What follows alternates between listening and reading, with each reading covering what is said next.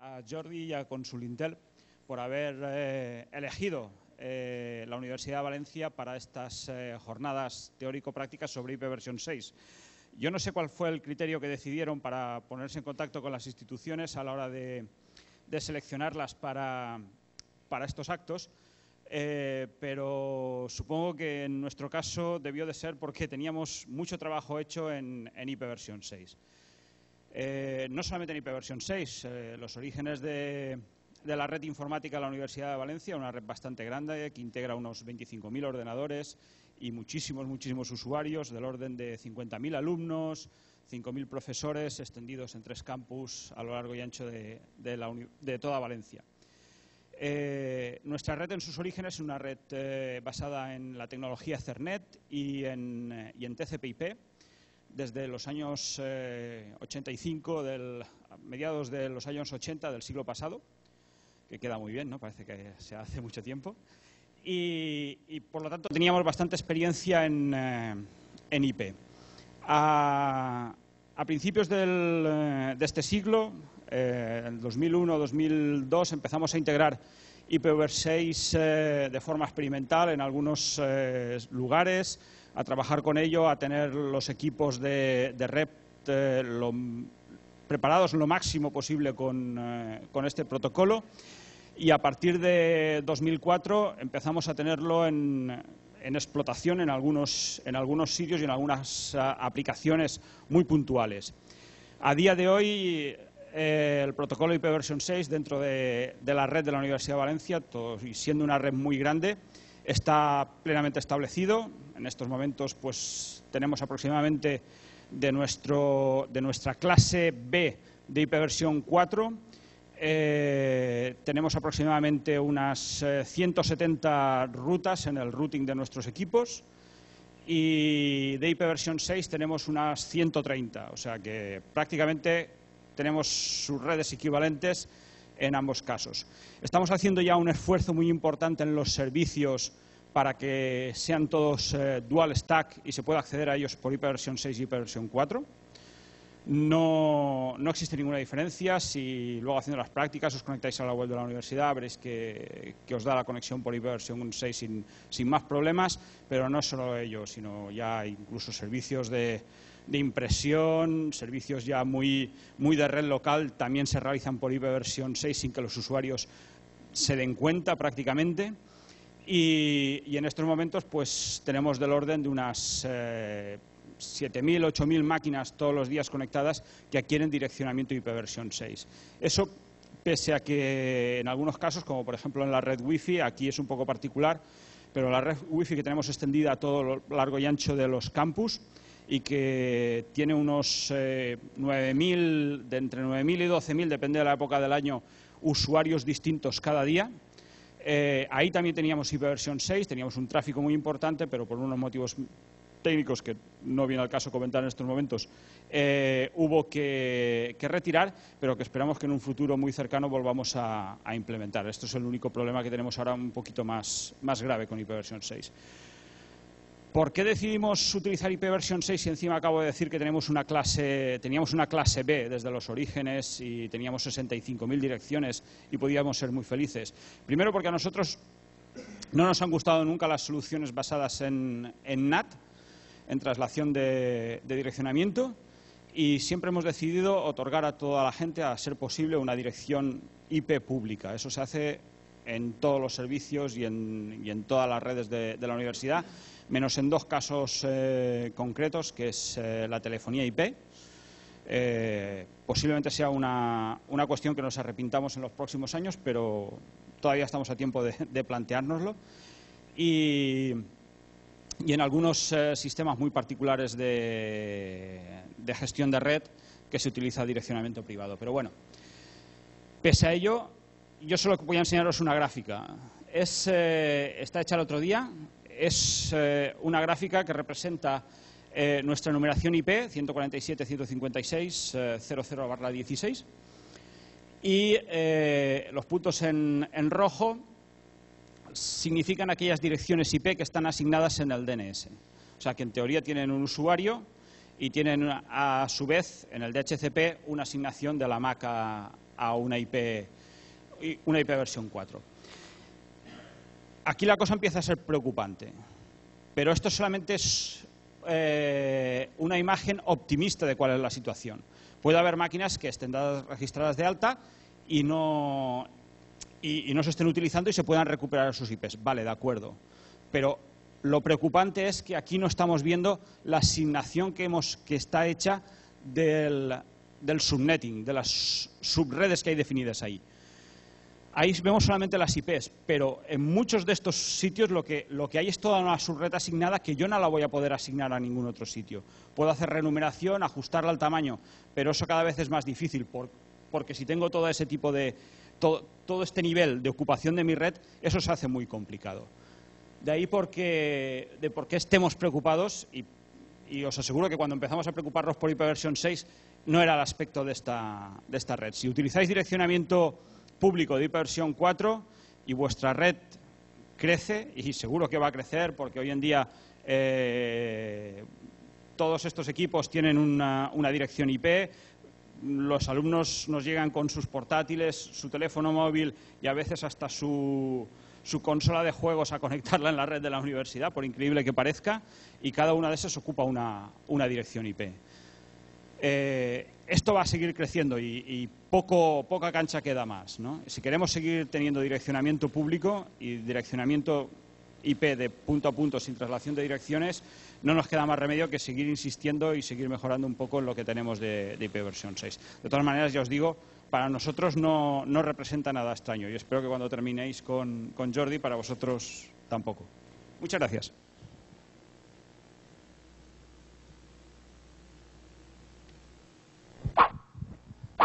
Bueno, buenos días a todos. Ya me han presentado, soy Jordi Palet de Consolintel. Antes de empezar, simplemente un repaso a algunos aspectos de logística. La verdad es que se me ha olvidado preguntar, ahora nos lo explicarán, dónde podéis tomar café, dónde podéis comer. Lo único que, por aquellos que no lo hayáis visto, el SSID de la red que hemos organizado aquí para las prácticas que haremos o bien a final de la mañana o bien por la tarde, dependiendo de cómo vayamos de tiempo. Bueno, por supuesto, agradecer a la universidad el alojar el evento y habréis visto también que tenéis una serie de enchufes. Yo no sé si se ha calculado bien el tema eléctrico, yo creo que no va a haber problema, pero si en algún momento nos saltasen los magnetotérmicos, pues intentar turnaros o lo que sea. Creo que no va a haber problema, ¿eh? No lo hemos tenido ni en Madrid ni en Barcelona, yo creo que teníamos casi el doble o el triple de gente que había aquí hoy, ¿no? O sea que no creo que tengamos el problema. Como digo, no sé si nos puedes dar alguna indicación o no sé si lo has visto tú, Carmen, el tema de cafés y comida. ¿Sabes dónde?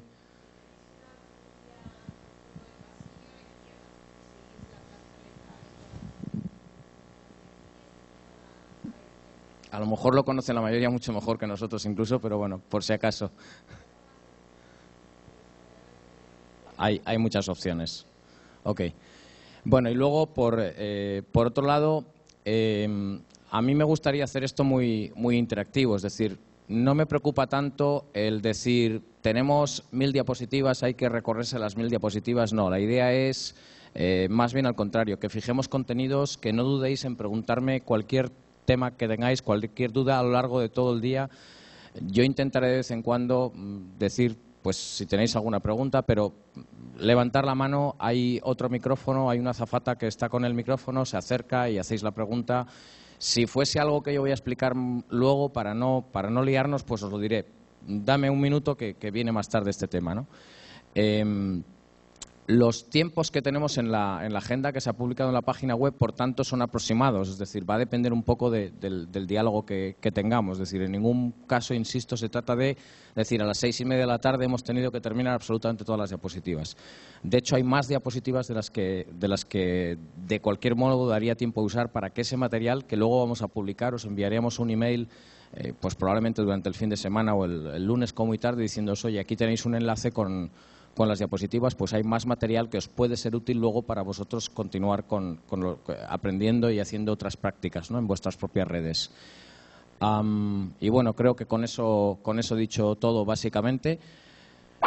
Lo primero que voy a hacer es explicaros, a consecuencia de qué vienen estas jornadas, muy brevemente. Tengo también un vídeo de 3 minutos que vamos a poner para que os lo aclare un poco más.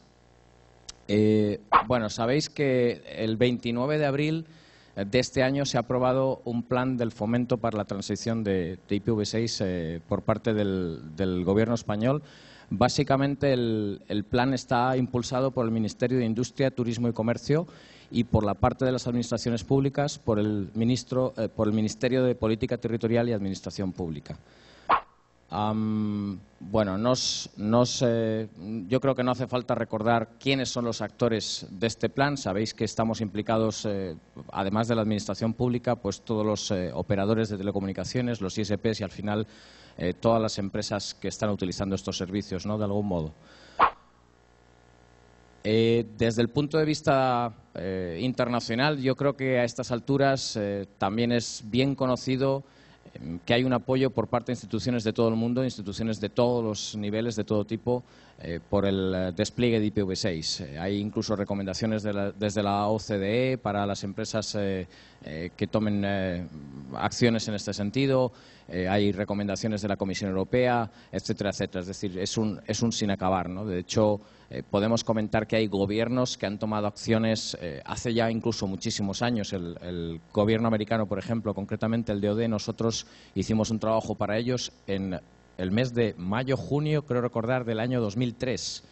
Y la idea del trabajo era publicar una reglamentación, que así se hizo, para que a partir del 1 de octubre de ese mismo año, 1 de octubre del 2003, cualquier adquisición que se hiciera tuviera ya soporte IPv6. La idea no era activar IPv6 en ese momento, sino precisamente evitar lo que sigue ocurriendo en muchas empresas e instituciones públicas. Esperemos que a partir desde hace ya algunos meses ya no ocurra más, por lo menos en la Administración Pública Española, era evitar que tú comprases equipos que tenían un tiempo de vida de 5 o 6 años y cuando hubiera que activarlos resulta que había que tirar los equipos y comprarlos de nuevo porque no estaban preparados. Evidentemente eso es muy grave, sobre todo, no solamente en una empresa privada, ¿no?, que es dinero privado y al fin y al cabo el propietario de la empresa decide, pero en la administración pública es dinero de todos y más en la situación que estamos en este momento.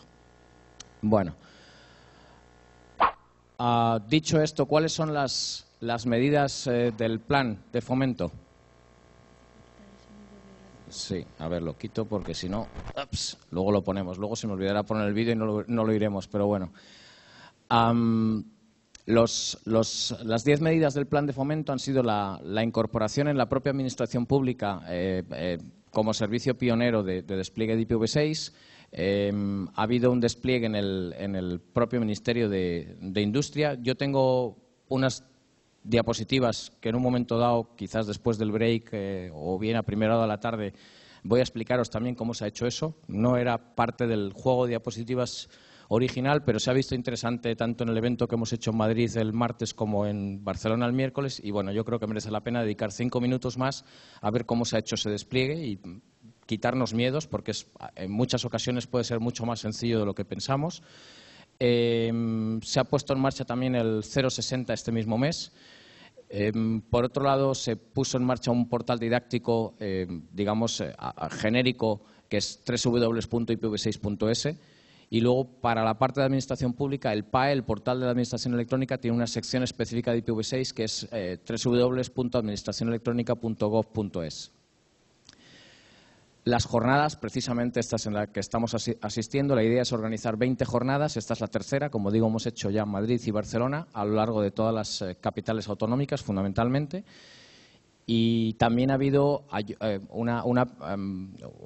dentro del plan Avanza ha habido la posibilidad de pedir ayudas. No sé muy bien qué empresas las han pedido y cuáles han concedido, etcétera, pero es información pública, cualquiera lo puede ver. Y exactamente igual había ayudas en proyectos técnicos para despliegue de IPv6, ¿no? Por otro lado, el desarrollo de la colaboración público-privada en este campo. La puesta en marcha, que éramos uno de los países que estaba también en desventaja, porque de los 250 aproximadamente CCTLDs, los dominios de países que hay en el mundo, creo recordar que más de 160 aproximadamente estaban ya listos desde hace años con IPv6, pero el español no. Entonces, en el mes de mayo, de una forma muy rápida, muy sencilla también, se puso en marcha en Red.es, el soporte de IPv6 en el dominio español. Creación de un grupo de trabajo para la incorporación de IPv6. Este grupo de trabajo se reunió por primera vez justo antes del verano y estamos esperando la convocatoria de la segunda reunión por parte del Ministerio de Industria. El impulso para la incorporación de IPv6 en las administraciones públicas y, por supuesto, a modo del ejemplo que os ponía antes en el DoD y en el gobierno norteamericano, la incorporación en la adquisición pública como requisito del soporte de IPv6. Es decir, si desde ya queréis participar en un concurso con la Administración, realmente vuestros productos, vuestros servicios tienen que tener soporte IPv6. Y, por último, el seguimiento de las iniciativas y planes europeos al respecto de IPv6, ¿no? Sí que me gustaría mencionar que la verdad es que, habiendo estado desde hace tantos años trabajando en IPv6 y habiendo estado detrás del Ministerio de Industria durante prácticamente todos estos años al respecto de presionarles por lo importante que era IPv6 en España, hemos estado en desventaja porque había otros gobiernos que sí que habían tomado opciones, no tantos, pero algunos. Y en este momento la situación ha cambiado. En este momento yo diría que el gobierno español o España es el país, por lo menos a nivel europeo, a nivel de la Unión Europea, que está poniéndose las pilas más rápidamente en este campo, ¿no?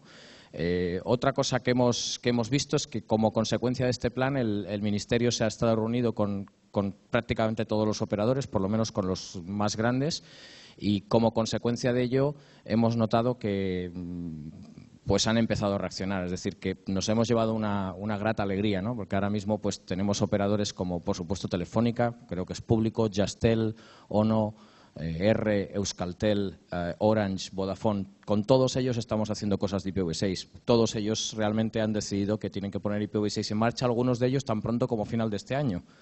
Otros el primer trimestre, segundo trimestre del año que viene. Es decir, que vamos a empezar a ver servicios IPv6 públicos. Desde luego, en usuarios corporativos ya estaban disponibles desde hace años. Por ejemplo, Telefónica ofrecía servicios IPv6 desde el año 2003. Mucha gente no lo sabe. A veces los comerciales de Telefónica tampoco lo saben y hay que escalar y tocar en muchas puertas para que te lo habiliten. Pero para servicios corporativos, no hablo del ADSL residencial, en general se puede conseguir que se habilite IPv6. Y, ojo, no hablo solamente en España, sino que incluso en Latinoamérica tenemos clientes en los que con Telefónica, al igual que con otros operadores, hemos desplegado IPv6, ¿no? Entonces, bueno, un poco por hacer mención a que este plan, aunque va orientado lógicamente a sobre todo el impulso del sector público, porque obviamente no se puede reglamentar qué es lo que venden las empresas, pero yo creo que ayuda y de alguna manera sirve como recordatorio de cuál es la situación para que las empresas también tomen una posición en ello, ¿no? Bueno, esto, estas me las voy a saltar porque ya lo he explicado prácticamente. Este vídeo lo voy a poner ahora, es la URL del vídeo, a lo mejor es un poco difícil de recordar, pero puede ser más fácil si os vais a www.ipv6.es y en actualidad, me parece que es la noticia del día 10 de agosto, está el enlace del vídeo, es decir, que también hay otra forma más fácil de llegar a ello, ¿no? Esta, de hecho, sería la página ipv6.es que he comentado antes y esta otra sería la del PAE, la del Portal de la Administración Electrónica, donde hay una sección específica para administración pública al respecto de IPv6. Bueno, pues dicho esto, voy a poner, a ver si funciona, porque hace un momento me está dando guerra el dichoso vídeo.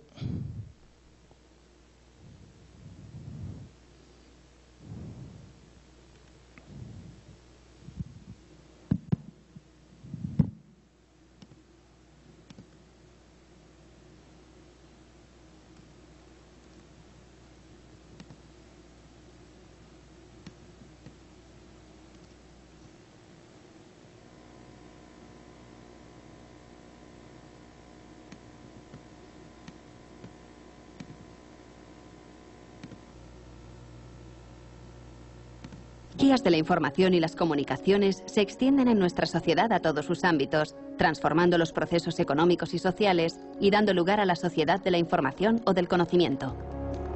Internet, como motor fundamental de este desarrollo, permite la identificación y comunicación entre dispositivos a través de su protocolo IPv4, que ofrece en torno a 4.295 millones de direcciones. El rápido desarrollo de la red ha hecho que esta cantidad sea insuficiente. Por ello se ha creado el protocolo IPv6, que permite la asignación de más de 340 sextillones de direcciones. Si el espacio de direccionamiento con IPv4 se representara como una bola de golf, el de IPv6 se aproximaría al tamaño del Sol.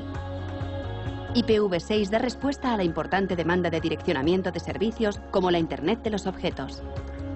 Este protocolo introduce también nuevas funcionalidades y mejoras en la gestión de las redes.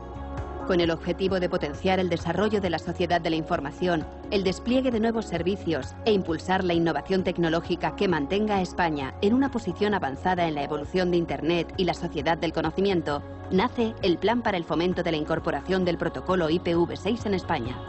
Este plan se pone en marcha por el Gobierno a través de los Ministerios de Industria, Turismo y Comercio y de Política Territorial y Administración Pública, y contiene una serie de medidas para impulsar la adopción gradual del protocolo IPv6 en coexistencia con el IPv4.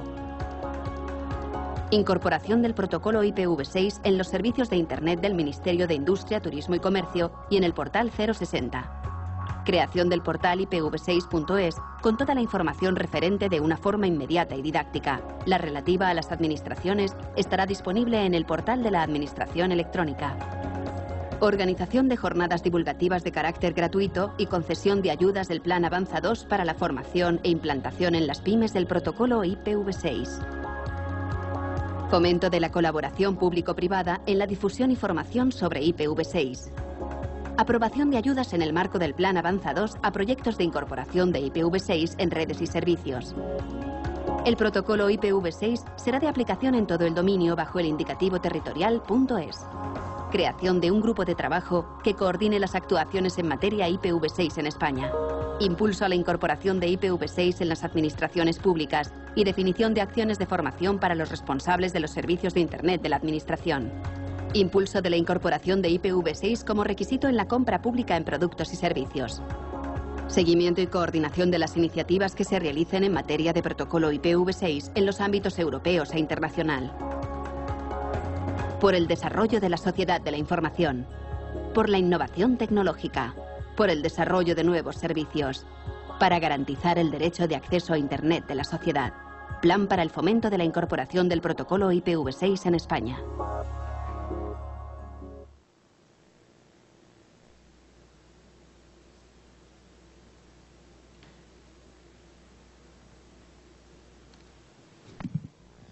Bueno, pues dicho esto, voy a hacer una introducción. Habréis visto en la página de registro, etcétera, que hay un logotipo que pues a vosotros, probablemente a muchos, nos sonará, que es SysDeploy. Entonces, la idea es hacer una pequeña introducción, porque este proyecto, que es el que está ayudando a organizar estas jornadas, además os puede ser útil de cara a formación en vuestras instituciones, ¿no?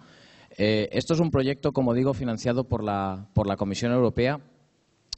Por poneros un poco en antecedentes, desde el año 2001 aproximadamente, los programas de financiación de proyectos de I+D de la Comisión Europea han tenido un foco, uno más, no es que sea el más importante, pero un foco con cierta relevancia al respecto de la investigación y el desarrollo de IPv6. En estos proyectos, en los que la realidad es que ha habido una participación muy importante española, se han invertido unos 180 millones de euros. De esta financiación sabéis que normalmente la Comisión aporta el 50% y luego las empresas pues el otro 50%, excepto las entidades públicas, las universidades, que suelen recibir el 100%, ¿no? Bueno, a lo largo de estos proyectos hemos ido adquiriendo conocimientos, hemos ayudado a la estandarización y la idea ha sido, hace 4 años planteamos a la Comisión, bueno, en realidad hace un poquito más, 4 años y medio, planteamos a la Comisión por qué no utilizar todos esos conocimientos en un nuevo tipo de proyecto, que en este caso son proyectos de divulgación, que la Comisión financia al 100%. Y este proyecto concretamente es SysDeploy. SysDeploy tuvo una primera versión que fue SysDeploy 1, por diferenciarlo, que duró durante unos 3 años hasta septiembre del año pasado. Y a partir de ahí los resultados fueron tan satisfactorios que propusimos a la Comisión una mejora del proyecto y obtuvimos financiación para otros 30 meses, es decir, que nos quedan aproximadamente 18 meses más de proyecto, ¿no?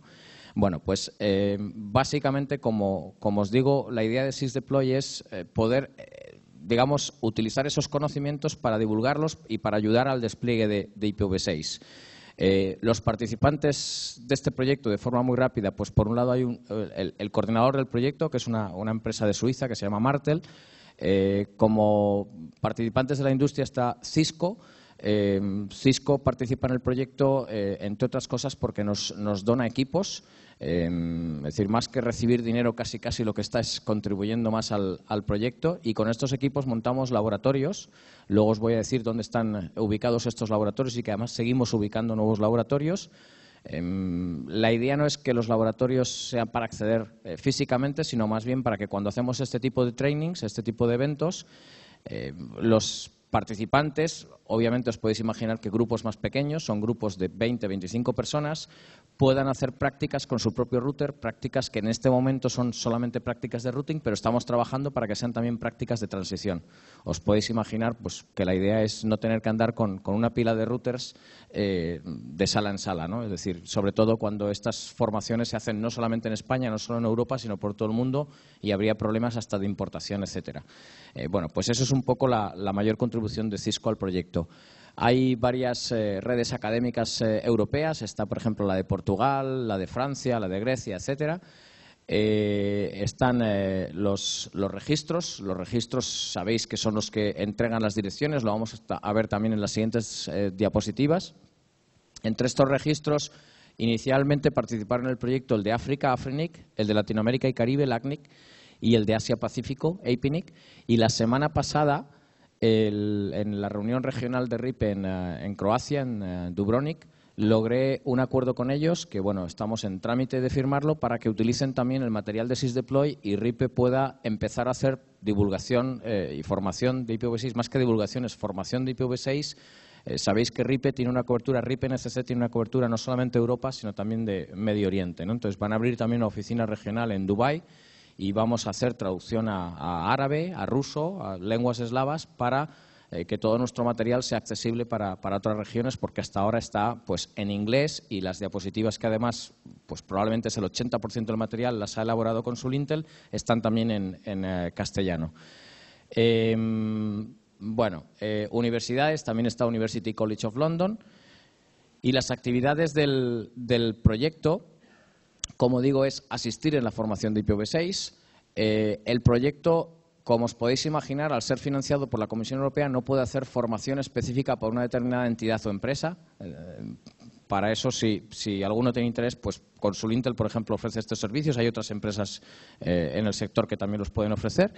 Pero la idea es que con financiación pública se pueden hacer eventos abiertos. Eso no quiere decir que, aunque vosotros seáis una entidad privada, si disponéis de una sala y queréis, pues por ejemplo, a empresas de vuestro sector ofrecer la sala para una formación, perfectamente es posible, pero tiene que ser abierto, no puede ser para una empresa específica. Los módulos de formación, yo voy a utilizar algunas diapositivas hoy, pero hay muchísimas más diapositivas. Yo creo que en total debe haber cerca de 2000 o quizás incluso más diapositivas de diferentes temas. Es decir, por ejemplo, alguien que quiere algo en concreto de despliegue de IPv6 en DSL, bueno, pues tiene un módulo para ello. O en redes 3G, pues tiene un módulo para ello. Y si van surgiendo necesidades de nuevos módulos, podéis comunicaros con nosotros y podemos plantearnos si realmente es un tema que a lo mejor no habíamos pensado antes y merece la pena, ¿no? Hay incluso un módulo de despliegue de IPv6 en redes de sensores, o sea, cosas incluso bastante concretas, bastante poco habituales, ¿no? Hay también algunos casos de estudio, por ejemplo, caso de estudio de despliegue de IPv6 en una red de escuelas, en este caso es en Grecia, o en universidades, o en grandes ISPs, etcétera. Es decir, que realmente hay bastante variedad, ¿no? Como decía hace un momento, los laboratorios. Hay una serie de laboratorios para hacer esas prácticas remotas, y los laboratorios no son para uso exclusivo del proyecto, sino que son también abiertos para que vosotros, a través de la página web, podáis hacer una reserva de un laboratorio y decir, mira, voy a tener un training para 20 personas, necesito, a ser posible, un router para cada persona, y cada laboratorio tiene 6 routers, pero podemos poner, digamos, varios laboratorios al mismo tiempo a vuestra disposición. El tiempo que necesitéis, nos tenéis que explicar un poco lo que queréis hacer. Los routers, lógicamente, tienen una configuración de cableado específica, con lo cual las cosas que se pueden hacer, normalmente os orientamos un poco, que son las prácticas que ya hemos estudiado, que merece la pena que hagan los estudiantes que están trabajando con esto, ¿no? Tenemos un helpdesk, de nuevo, no podemos atender preguntas comerciales. Es decir, lo que no podemos es hacer una labor de consultoría a través del helpdesk a una determinada empresa, pero si son preguntas más o menos genéricas, pues no hay ningún problema y os podemos responder en castellano, en inglés, en portuguès, en francès, en catalán. Ho puc intentar, però encara que sóc de Barcelona, estic vivint a Madrid des de fa, ja he perdut la compta, 35 anys i segurament diria qualsevol barbaritat, no? Així que escriure en català millor que no. Bueno, herramientas de e-learning tenemos, de momento están en inglés, aunque estamos trabajando en los subtítulos en castellano. Es una herramienta que para vosotros va a ser nada nuevo después de la jornada de hoy. Además, me imagino que algunos de vosotros ya quizás tengáis algunos conocimientos de IPv6, pero bueno, para compañeros vuestros pues puede ser interesante. Es un módulo muy básico de IPv6 y luego también hay un pequeño vídeo, más que un e-learning es un vídeo, que es lo que llamamos IPv6 en 5 minutos, pensado sobre todo para no técnicos, que como digo os puede ser también útil, sobre todo para los ejecutivos de vuestras empresas, ¿no? Una vez que tengamos, por cierto, una vez que tengamos los subtítulos en castellano, si alguno se ofrece, pues podemos hacer fácilmente una versión en otras lenguas. Si alguno dice, oye, pues venga, yo me ofrezco a traducir los subtítulos en valenciano, pues lo hacemos, no hay ningún problema. Es decir, es un fichero XML, con lo cual es relativamente fácil de hacer, ¿no? Sí que estamos asistiendo a gobiernos, a administración pública, hasta cierto punto también, tener en cuenta que los recursos del proyecto son limitados, pero así un poco es como hemos ayudado en la elaboración del plan del gobierno español y estamos ayudando de igual manera al gobierno de Colombia y al gobierno de Ecuador. Es decir, que para que veáis también que hay movimiento en otras regiones, no solamente en Europa o en Norteamérica, ¿no? Estamos trabajando con gobiernos en Asia-Pacífico, con gobiernos en África, es decir, que realmente se está avanzando en muchos lugares del mundo. Y, por último, hay una organización dentro de la Comisión Europea, dentro de los proyectos IST, que es el IPv6 Cluster, que ya tiene muchísimos años de vida y, de alguna manera, con el proyecto estamos intentando relanzar las actividades del clúster y, en concreto, estamos haciendo una reunión a final de octubre en Poznan para administraciones públicas, ¿okay? Para que se vea lo que se está haciendo en administraciones públicas y un poco haya contactos entre diferentes entidades para que pues, se puedan ayudar entre ellas. Además de eso, hemos lanzado un proyecto que estamos negociando ahora mismo con la Comisión Europea. Si todo sale bien, empezaría el proyecto pues probablemente principio de noviembre, principio de diciembre. Es un proyecto que he redactado yo concretamente. Se llama Gen 6, Governments Enabled with IPv6, y la idea es no solamente apoyar a gobiernos en el despliegue, la puesta en marcha de IPv6. Por ejemplo, en el caso de España participan el Ministerio de Industria, el Ministerio de Política Territorial y ponemos en marcha IPv6 en la red SARA, que algunos de vosotros conoceréis, que es la que comunica toda la administración española. Y la idea de ese proyecto es, además, pues escribir incluso un libro que sirva de guía práctica de lo aprendido en el proyecto a todas las administraciones públicas y que indirectamente puede ser también útil para muchas empresas, obviamente, ¿no? Y además en ese proyecto se van a hacer no solamente lo que es el despliegue básico de IPv6, sino servicios avanzados sobre IPv6. Por ejemplo, uno de los servicios que hemos propuesto desde España, os podéis imaginar, es el DNI electrónico, poder utilizarlo a través de redes como SARA y las equivalentes a SARA en otros países, que además entre ellas están unidas todas por una red que se llama STESTA, que gestiona la Comisión Europea, de forma que yo voy con mi DNI electrónico pues no sé, a una embajada o a la policía en otro país y que pueda utilizarlo, y no ya a través de IPv4, sino solamente a través de IPv6. Es decir, ¿para qué nos vamos a molestar en hacer cosas que ya no van a tener sentido dentro de muy pocos años? O, por ejemplo, servicios de e-safety. Es decir, hay un problema del tipo que sea, imaginemos, Dios quiera que no, pero una central nuclear en Francia tiene un problema y los servicios de asistencia, bomberos, policías, ejército de allí, pues no tiene suficiente capacidad de atenderlo y en un momento dado fuerzas de otros países van allí y automáticamente, ad hoc, de forma automatizada, se conectan a las redes, reciben la información, etcétera, sin necesidad de tener que configurar nada, ¿no? Eso es un poco la idea.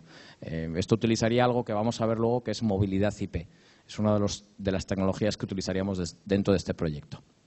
Bueno, dicho esto, como os he comentado antes, empezamos hace ya 4 años aproximadamente. En los 3 primeros años, es decir, lo que fue SIX Deploy 1 hasta septiembre del año pasado, Cada punto azul que veis en el mapa, no todos, pero el 80% me los he recorrido, son un evento organizado en esa ciudad.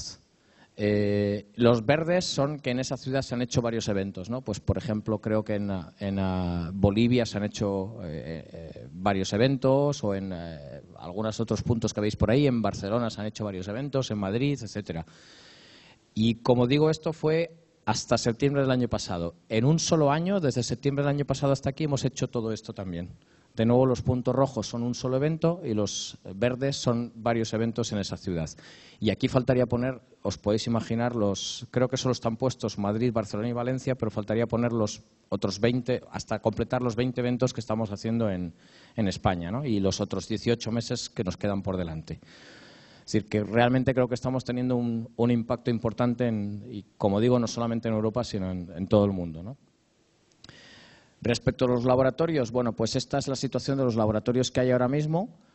Hay un laboratorio en Madrid, se ha ofrecido mucha gente a alojar un laboratorio en Barcelona en el día de antes de ayer. Si hubiese aquí alguna institución que puede tener interés en alojar un laboratorio, pues luego me mandáis un correo y podemos ver los requisitos y podemos hablar con Cisco para saber hasta qué punto podemos poner en España, en lugar de un solo laboratorio, pues 2 o 3, ¿no? Es decir, es perfectamente viable, hay unos recursos, son limitados, pero podemos irlo viendo. Bueno, el que está marcado en Montevideo no está todavía en marcha, lo estamos poniendo en marcha en los próximos días. Va a haber otro en Buenos Aires y va a haber otro en República Dominicana, en Santo Domingo, que voy a poner en marcha a final de, si no me equivoco, de noviembre. ¿Okay? Es decir, que además de estos hay ya 3 o 4 que ya están planificados. Va a haber otro en Líbano, otro en Dubái. Y bueno, hay seguramente dos más en Asia-Pacífico que estamos viendo todavía ubicaciones.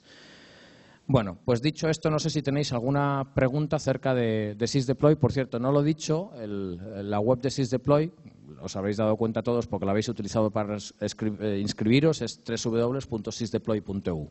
¿Okay?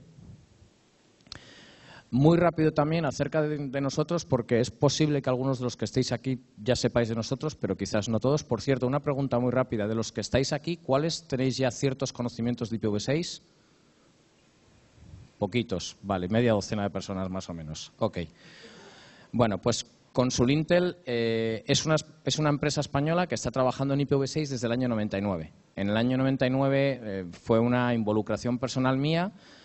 Poco después, en el año 2001, ya nos empezamos a involucrar en proyectos de la Comisión Europea. Como os decía, lanzamos uno de esos proyectos que fue Euro6, que realmente ha sido uno de los proyectos más grandes que ha financiado la Comisión Europea, por lo menos en este campo. Eran pues prácticamente 35 millones de euros y era un proyecto que involucraba a todos los operadores europeos, Portugal Telecom, Telefónica, Telecom Italia, France Telecom, etcétera, etcétera, ¿no?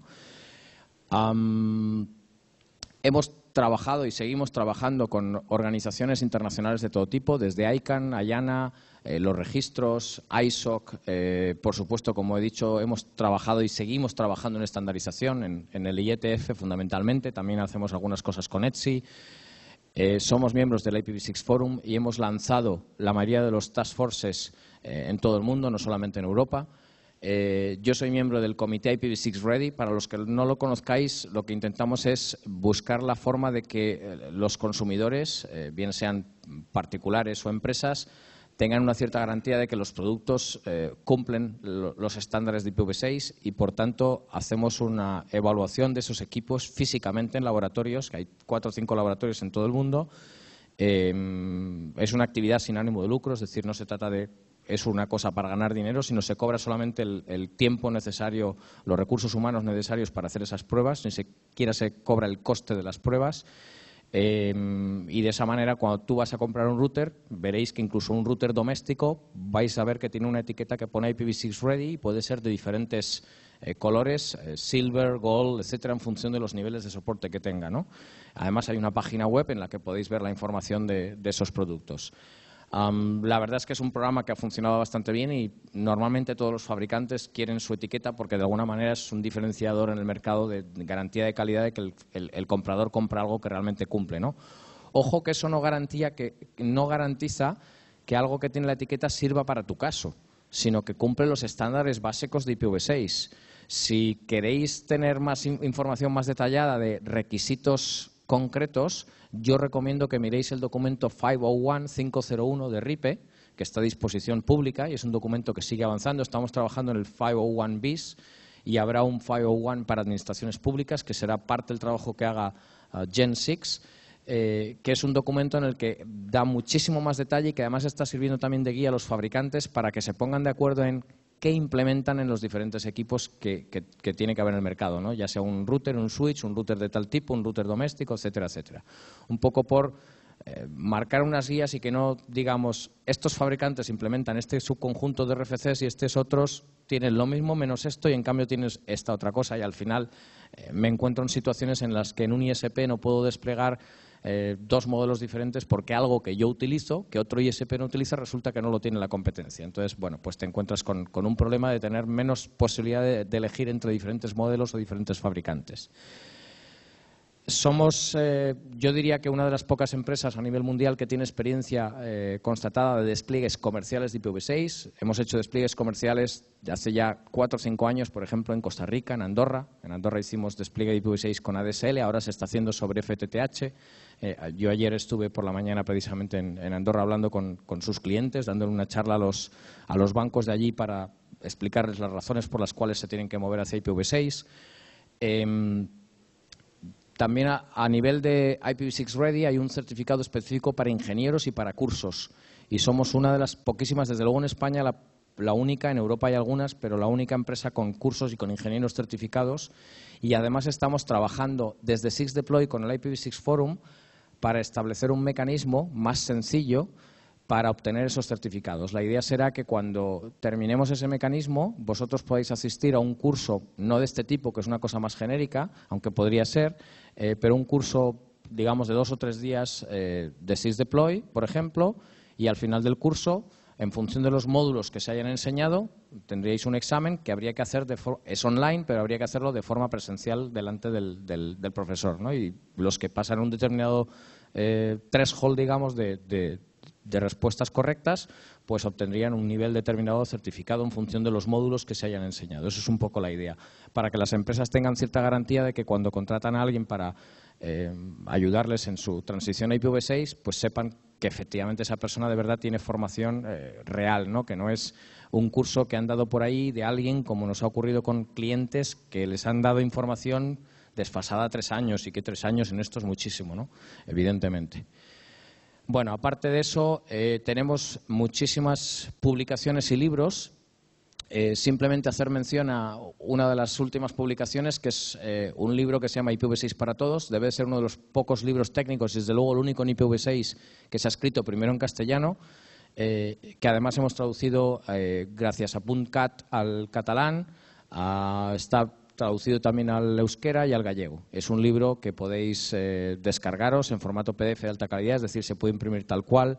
Y bueno, creo que puede ser muy útil porque de alguna manera marca diferentes secciones en función de qué tipo de usuario eres y servicios IPv6, cómo desplegar un servidor de correo con IPv6, un servidor DNS, etcétera, etcétera, o cómo desplegar una red doméstica, una red empresarial, una red en un ISP.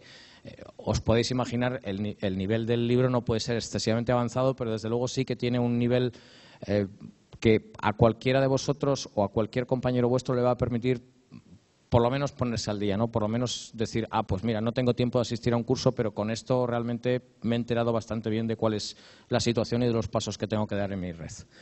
Bueno, pues dicho esto, empezamos la jornada en sí con el tema de el agotamiento de IPv4 y el impacto en los negocios. Bueno, ¿cuál es la situación que nos encontramos si nos vamos a principio del 2010? A principio del 2010, en el registro central de IANA, para los que no lo sepáis, las direcciones tanto IPv4 como IPv6 como los números AS son protocolos o están vinculados a protocolos diseñados por IETF, y IETF en un momento dado delega en una organización que se llama IANA para repartir esas direcciones. A su vez, IANA tiene unos niveles regionales, que es lo que llamamos los registros, los RIRs, que en el caso de Europa ya hemos dicho que es RIP-NCC, APNIC Asia-Pacífico, AFRINIC África, ARIN Norteamérica y LACNIC Latinoamérica y Caribe. Bueno, pues esos recursos en el registro central de AYANA a principio del 2010 quedaba el 10%, y en ese momento la forma en la que se repartían esos recursos es que se establecen bloques, lo que llamamos /8, que son básicamente 8 bits, prefijos de 8 bits, es decir, el resto hasta 32 bits, que es lo que tiene IPv4, son 2 elevado a 24 y por tanto son 16,6 millones de direcciones, cada bloque /8. ¿Ok? Bueno, cuando un registro agota las reservas que tiene porque la demanda que le generan los ISPs o las empresas que tienen recursos directamente del registro, vuelve a AYANA y AYANA le entrega otros 2 bloques /8, es decir, unos 33 millones de direcciones. Esto viene ocurriendo desde hace muchos años. Como digo, teníamos el 10% a principios del 2010, a mediados de año pasamos aproximadamente al 6%, de ahí pasamos muy rápidamente, en apenas un par de meses, al 5%, y a final de 2010 nos quedamos en el 2%, que son 7 bloques. Hace unos años nos dimos cuenta de que antes del sistema de los RIRs, como había habido un reparto bastante desigual, se habían entregado direcciones a troche y mocha, cada uno que las pedía, sin justificarlas, y eso ocasionó que regiones que en aquel momento estaban totalmente desconectadas de Internet, como por ejemplo África, también Asia-Pacífico, aunque luego se enganchó, o Latinoamérica y Caribe, estaban en una situación de desventaja porque están creciendo más despacio todavía, o estaban creciendo algunas de ellas más despacio. Asia-Pacífico sí que crece mucho más deprisa, y por tanto, si dejábamos seguir repartiéndose los bloques de la manera habitual de 2 en 2, resulta que al final ellos se iban a quedar pues prácticamente en peor situación, aun siendo regiones con menos desarrollo, ¿okay? Con lo cual era mucho más agravante para ellos. Se decidió entonces hacer una regla nueva, que era que cuando quedasen los 5 últimos bloques, en lugar de seguir repartiéndose de 2 en 2, se iba a entregar cada uno de esos 5 bloques a cada una de las 5 regiones. Y esa regla se activa en el momento que a final del 2010 quedan 7 bloques y APNIC, Asia-Pacífico, pide 2 bloques. Bajamos de 7 a 5, con lo cual APNIC en lugar de recibir 2 recibe 3 y cada uno de los otros 4 restantes lo recibe cada una de las otras 4 regiones. ¿Ok? Con lo cual, el 3 de febrero del 2011 se hace una ceremonia oficial para hacerlo público y darle más, digamos, bombo y platillo frente a la prensa, porque hay mucha gente que todavía no se está dando cuenta de este problema a nivel mundial, y se dice, ahora sí que no hay direcciones. En realidad se habían entregado ya unas semanas antes, pero bueno, era una forma de buscar una fecha en la que se pudieran reunir todos los implicados frente a la prensa y decir, señores, se han acabado las direcciones IPv4.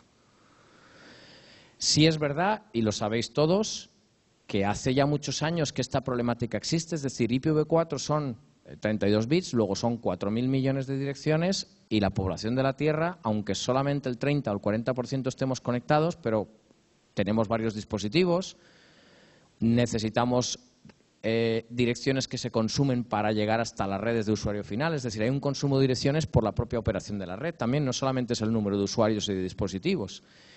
Y al final lo que ocurre es que hemos estado utilizando mecanismos, soluciones, parches como PPP, DHCP, NAT, que es el que más ha permitido, y hay que reconocer que sin NAT no habríamos llegado hasta donde hemos llegado, eso es evidente.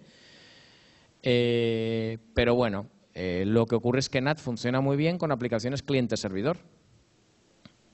Para una página web, para correo electrónico no hay ningún problema, pero sabemos que cuando queremos desarrollar de forma sencilla aplicaciones cliente-cliente, al final las aplicaciones tienen que bajarse a nivel de la pila, resolver el problema que NAT les ocasiona para establecer o para mantener esa comunicación extremo a extremo, que eran los orígenes de Internet, ¿no? Hay que reconocer que el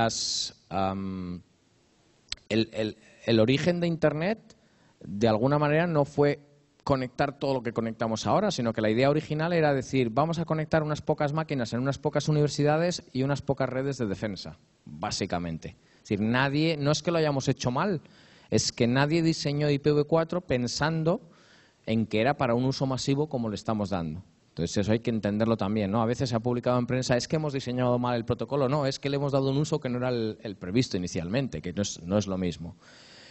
Bueno, ¿cuál es la situación ahora mismo? Fijaros, Asia-Pacífico acabo de decir que en lugar de 2 bloques recibió 2 que pedía más 1 más 3. Pues en apenas 2 meses, el 14 de abril, ya había de nuevo consumido esas direcciones.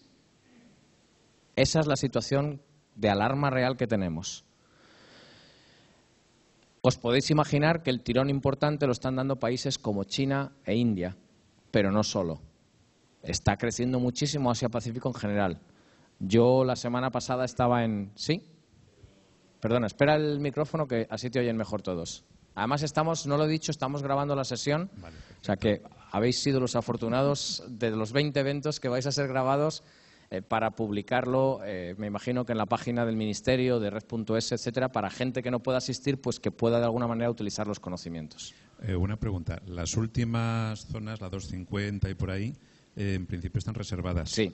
¿Esas no se pueden reutilizar para repartir en extremes? Es una pregunta que nos hemos hecho todos y hemos hecho un estudio en IETF e incluso ha habido una propuesta de estandarización para que las direcciones reservadas se pudieran reutilizar, se reclasificaran de alguna manera a no ser reservadas porque ya no tenía sentido reservarlas si ya se ha acabado el protocolo, ¿no? El problema es el siguiente, la mayoría de las implementaciones de hardware y de software, al ser reservadas, no las gestionan.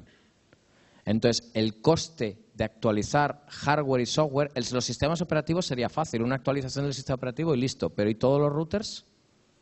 ¿Todos los firewalls? Entonces nos encontramos, y lo hemos estudiado de verdad, nos encontramos un porcentaje elevadísimo de máquinas que no atendería a direcciones de esas clases y al final dices, el coste de renovar esas máquinas frente al coste de moverse hacia IPv6 es peor, no compensa. Y además, el tiempo de vida adicional que nos daría, imagínate que esos 4 bloques que se le han dado en lugar de Asia-Pacífico a cada una de las 4 regiones, los hubiéramos dejado que continuaran el ritmo normal, lo que hubiera pasado es que en lugar de en abril, mayo, junio, julio, agosto, en agosto-septiembre los hubiese agotado Asia-Pacífico. Luego, si recuperamos un /8, tendríamos un mes más de vida. Es decir, en realidad, si te fijas, no compensa hacer ese esfuerzo de reemplazar las máquinas o actualizar los routers para tener un mes más de vida. De verdad que se ha estudiado y ha habido mucho debate en IETF y no ha habido consenso, no tenía sentido. No, yo creo que es un /8. ¿Más? ¿Es más? Bueno, no sé. Da igual porque... tú dices las de multicast o las por encima de multicast. Bueno, puede que tenga razón, no lo sé ahora mismo, pero en cualquier caso el tiempo de vida que nos daba y el coste, efectivamente, año y medio. ¿Qué nos resuelve año y medio si hay que cambiar los routers? Pues cambiemos los routers para soportar IPv6, ¿no? Es decir, no tenía realmente mucho sentido. Tienes razón, me estoy confundiendo porque hemos reservado otro bloque /8 para algo que explicaré esta tarde, que son Carrier Grade NAT. Esta tarde lo comento, me estaba liando ahora, se me cruzan los cables. Bueno, la situación es, y ojo, estos son fechas aproximadas, ¿vale? Nadie puede dar fechas definitivas. Precisamente uno de los problemas de IPv6, o uno de los problemas que yo creo que ha originado el retardo en el despliegue de IPv6, que dicho sea de paso, habría que haberlo empezado a hacer de forma masiva hace 4 o 5 años, era la previsión de IETF, y entre muchas razones, quizás la crisis tampoco haya ayudado, etcétera, etcétera, pero como digo, uno de los problemas es que si miramos atrás al efecto año 2000, todos sabíamos que el 31 de diciembre venía el problema, ¿correcto? El 31 de diciembre del año 99. Luego era muy fácil decir, ¿cuánto tiempo necesito para hacer digamos, la reparación de las aplicaciones, la actualización de las aplicaciones? Necesito 3 meses. Bueno, pues voy al ejecutivo que toma la decisión, le digo, mira, necesito 3 meses, pero por si acaso más vale que empecemos en septiembre que no en octubre, ¿vale? Para llegar a diciembre con cierta tranquilidad. Aquí, ¿cómo llegas al ejecutivo y le dices, oye, mira, que es que no sabemos cuándo se acaban las direcciones IPv6, dame presupuesto para ello? Obviamente, la respuesta inmediata es, mira, cuando tengas las fechas claras, dímelo, pero es que es muy difícil explicarle al ejecutivo que no sabe de IP que estas cosas dependen de economía, de lo que crezcan los ISPs, de los nuevos usos que le demos, de nuevos servicios, de nuevas aplicaciones, con lo cual una fecha exacta no se puede dar.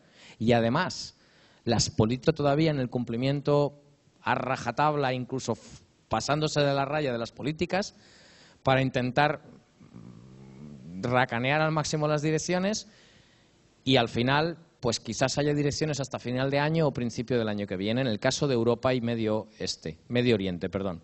En el caso de Norteamérica se calcula que unos 6 meses más. En el caso de Latinoamérica, Caribe y África estaríamos hablando de 1 año y medio, 2 años y medio más aproximadamente, por aquello de que como siguen con un desarrollo más pausado y han recibido un /8 que en cierto modo todavía no esperaban, pues bueno, tienen un margen de seguridad, ¿no? Ojo que ese margen de seguridad puede ser un arma de doble filo, porque lo lógico es que ese arma de seguridad lo aprovechen para desplegar IPv6 desde mañana, igual que nosotros, y si no lo hacen van a encontrarse con los mismos problemas que nosotros, pero dentro de 2 años. Mientras que si lo hacen desde mañana, ellos no van a encontrar muchos problemas de la transición que nosotros sí y que vamos a estudiar esta tarde. ¿Ok? Entonces es un poco la idea. ¿Cuál es el impacto para nosotros que se acaben las direcciones en Europa a final de año? Pues podemos decir, bueno, pues tenemos tranquilidad hasta final de año. Bueno, pues no, a lo mejor podríamos pensar que tenemos tranquilidad para 3 meses más, porque a lo mejor hay entidades, yo creo que incluso se ha hecho público que algún operador grande, sin decir nombres, tiene direcciones hasta febrero o marzo del año que viene. Uno de los más grandes, o el más grande de España. Hay otros que tienen direcciones hasta final de año. Es decir, que independientemente de que en RIPE no estén ya dando direcciones o se acaben un mes antes o un mes después, pues hay cierto margen. Habrá ISPs en España incluso que tengan a lo mejor direcciones para 1 año más, perfectamente posible. Un ISP que crece más despacio, que ha hecho mejor las cosas, ha numerado mejor su red, ha aprovechado más las direcciones, pues tiene más aguante. El problema es que fijaros que en Asia Pacífico ya se han terminado hace unos meses. Eso quiere decir que como esta situación que comento en Europa, de que independientemente del registro, los ISPs tienen otros, digamos, registros internos, otras reservas internas, en Asia Pacífico puede haber algunos ISPs que ya hayan terminado sus direcciones o que las terminen en 2 meses o que las terminen en 6. Pero evidentemente implica que sus planes de despliegue IPv6 tienen que ser más agresivos que los de Europa. Internet es una red global, con lo cual si tenemos tráfico con esas regiones que empiezan a desplegar IPv6 y que ya no tienen direcciones para desplegar IPv4, nos podemos encontrar que tienen solo IPv6 y no podemos comunicar con ellos si nosotros tenemos solo IPv4, o bien que en un momento dado podemos utilizar técnicas de traducción, que las hay, pero una traducción entre 2 protocolos que no son compatibles, que son diferentes, implica, pues digamos algo así como tener un diccionario y tener solamente la mitad del diccionario en realidad. No es posible hacer una traducción si solo tenemos, aunque no fuese la mitad, aunque solo nos faltase un 10 o un 15% del diccionario. Esa traducción no puede funcionar siempre y de hecho ocurre. Falla en muchas aplicaciones, falla en muchos servicios. Es verdad que esas aplicaciones que fallan muchas veces es porque hacen trampas, pero fallan. Esa es la situación. Ejemplo, Skype o Messenger, que tienen direcciones metidas dentro de los datos que envían. Las direcciones del usuario están encapsuladas allí. Entonces, traducir esas aplicaciones implica meterse en los paquetes que envían y